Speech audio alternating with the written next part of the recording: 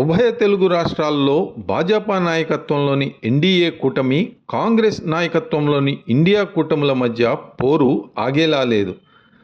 2023 ముందు ఈ రెండు తెలుగు రాష్ట్రాల్లో తెలంగాణలో భారాస, ఆంధ్రప్రదేశ్లో వైసీపీలు అధికారంలో ఉండేవి.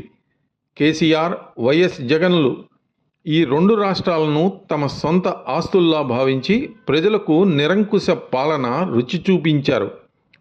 ఈ అవిభక్త రాజకీయ కవలలను ప్రజలు ఓడించి తెలంగాణలో కాంగ్రెస్ను, ఆంధ్రప్రదేశ్లో ఎన్డీఏ కూటమిని గెలిపించారు. ఇక తెలుగు రాష్ట్రాల రాజకీయం జాతీయ పార్టీల చేతిలోకి వెళ్ళిపోయాయి. కాంగ్రెస్కు 8 ఎంపీ స్థానాలు, భాజపాకు 11 ఎంపీ స్థానాలు వచ్చాయి. వాటి మిత్రపక్షాలతో కలిసి మొత్తం 38 స్థానాలు ఈ రెండు పక్షాలకు రావటం జరిగింది. ఇంతటి అప్రతిష్టను మూటకట్టుకున్న కేసీఆర్, వైఎస్ జగన్లు సోషల్ మీడియాను నమ్ముకుని పోరాటాలు కొనసాగిస్తున్నారు.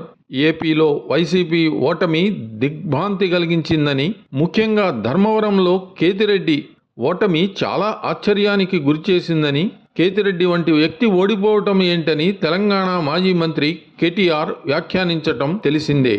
ఇంతటితో ఆగక వైఎస్ జగన్ హీరో, కాంగ్రెస్ ఏపీసీసీ అధ్యక్షురాలు వైఎస్ షర్మిల జీరో అంటూ వ్యాఖ్యలు చేశారు. ఈ అపరిపక్వ వ్యాఖ్యలపై సర్వత్రా కౌంటర్లు వస్తున్నాయి. సోషల్ మీడియాలో కేటీఆర్ను ఒక ఆట ఆడుకుంటున్నారు. అయితే కేటీఆర్ వ్యాఖ్యలపై ఏపీ మంత్రి, భాజపా సీనియర్ నేత వై సత్యకుమార్ యాదవ్ తీవ్ర స్థాయిలో బదులిచ్చారు. ధర్మవరం మాజీ ఎమ్మెల్యే కేతిరెడ్డి ఓటమిపై తెలంగాణ మాజీ మంత్రి కేటీఆర్ చిలక పలుకులు పలుకుతున్నారని భాజపా నేత మండిపడ్డారు. ధరణి పేరుతో తెలంగాణలో మీరు నడిపిన భూమాఫియా మాదిరే ధర్మవరంలో గుడ్ మార్నింగ్ ధర్మవరం అంటూ మీ భూబకాసుర మిత్రుడు కేతిరెడ్డి ప్రభుత్వ, అసైన్డ్, ప్రైవేటు ప్రజల ఆస్తులను ఆక్రమించాడు. చివరికి కొండలు, చెరువులు, గుట్టలను కూడా అతడు కబలించాడు.